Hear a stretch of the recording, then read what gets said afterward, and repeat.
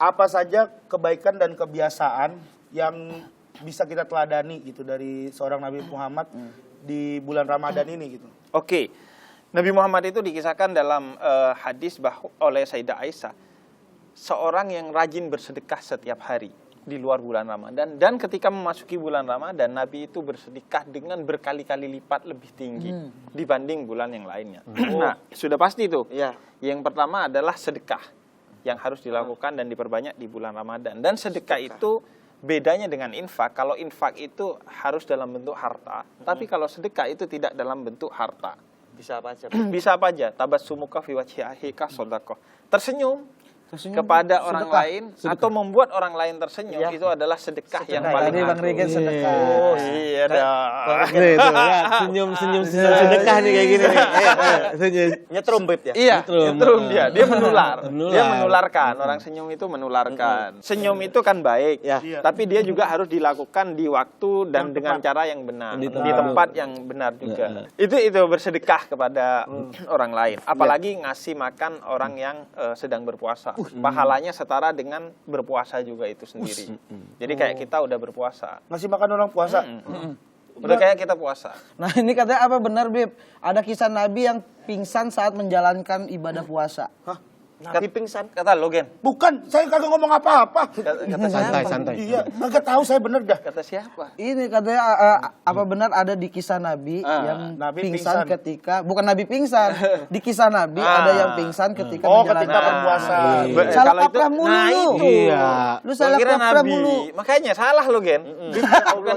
Bukan saya yang ngomong, sumpah nah ini. Dia kan bilang kisah di zaman Nabi. Kisah Kisah di zaman Nabi. Pernah ada yang pingsan. Bukan Nabi. Bukan Nabi, yo, bukan Nabi. Nama sahabat Nabi itu namanya Qais. Qais ini orang kampung gitu, petani, tukang kebun gitu.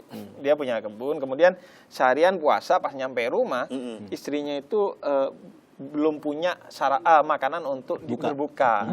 Jadi dia belum nyiapin karena mereka miskin, nggak punya gitu. Nah, karena itu kemudian ya udah akhirnya si istrinya ya udah saya carikan dulu makanan. Si istrinya mencari makanan dan dia ketiduran. Si Qais ini ketiduran. Setelah malam dia terbangun, istrinya mau ngasih makan, dia gak mau. Karena di zaman dulu, berpuasa itu hanya berbuka, gak ada sahur.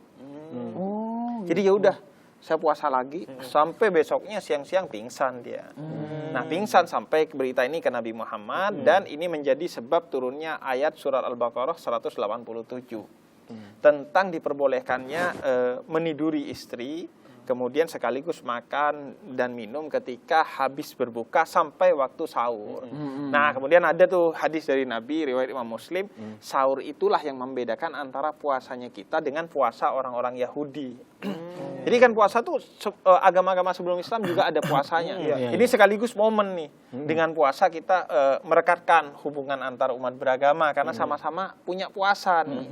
Jadi bahwa kita bisa bersama meski berbeda gitu. Nah, itu yang membedakan tuh sahurnya. Jadi makanya sahur itu adalah sunnahnya Nabi Muhammad. Dan sahur terbaik itu di akhir-akhir waktu. Mepet imsak.